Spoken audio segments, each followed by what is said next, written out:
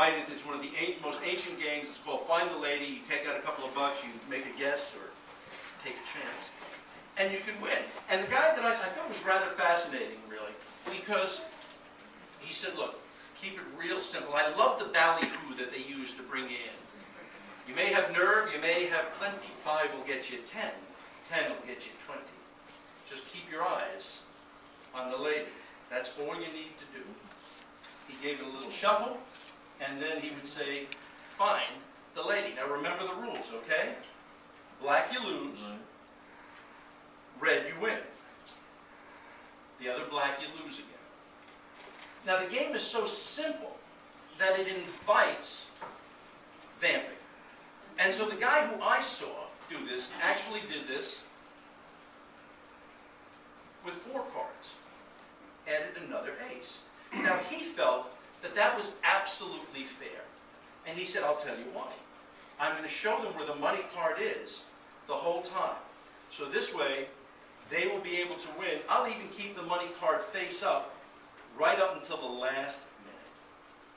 Well, it was about this point when I saw a gentleman in the crowd, a little rube, who had called out. He said, excuse me, sir, but isn't that game supposed to be played with 3 cards instead of 4?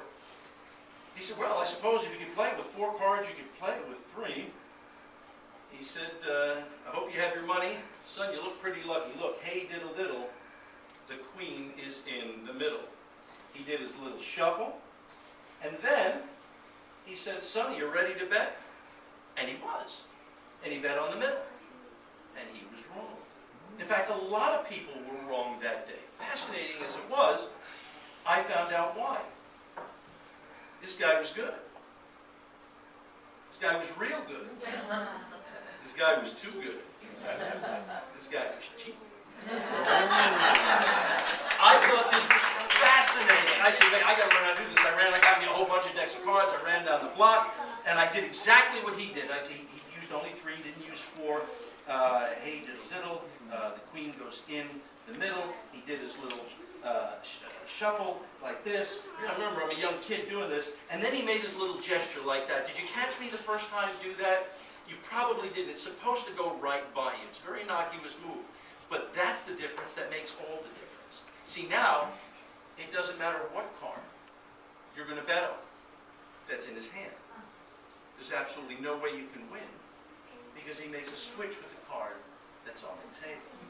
So now that I knew this, I knew how to win. I ran back, and he was getting ready to start another game. He was getting ready to toss, and this time it was my voice that said, excuse me, sir, isn't that game supposed to be played with 3 cards instead of 4?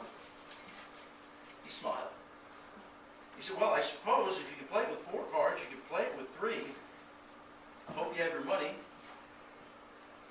He said, you look pretty lucky. Hey, diddle, diddle, the queen is in the middle. He made his move. Then I made mine. He said, son, are you ready to show everybody your small fortune you're about to make? And I said, yes, sir, I am. I'd like to bet on the card that's on the table. I learned a lot that day. I learned you never look straight up at a bird or drink downstream from the herd. Never eat at a place called Mom's or play cards with a man named Pops. Never sleep with a girl named Sis.